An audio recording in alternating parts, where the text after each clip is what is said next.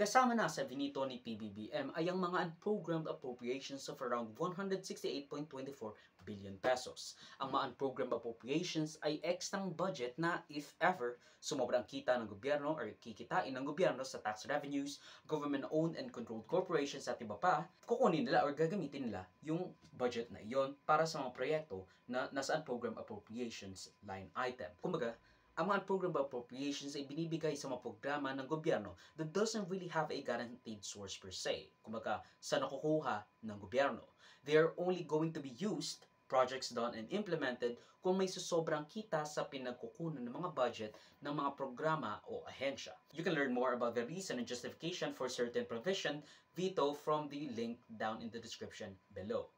This sets up a good and increasingly trustworthy posturing or fiscal spending ni PBBM in the surface, of course. Dahil sa pag-highlight niya ng mga unprogrammed appropriations at even AKAP with this conditional implementation kuno na sinasabing kailangan ay maging makatarungan with any anti-poverty measures that the President has deemed necessary. Pero yung sinasabi niyang conditional implementation kuno, pero yung sinasabi niyang conditional implementation kuno, wala rin namang magbabago dahil hindi naman mababawasan yung 26 billion peso na nakalaan sa AKAP.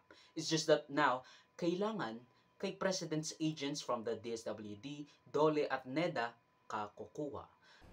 We shall also pursue conditional implementation on certain items to ensure that the people's funds are utilized in accordance with their authorized and stated purpose.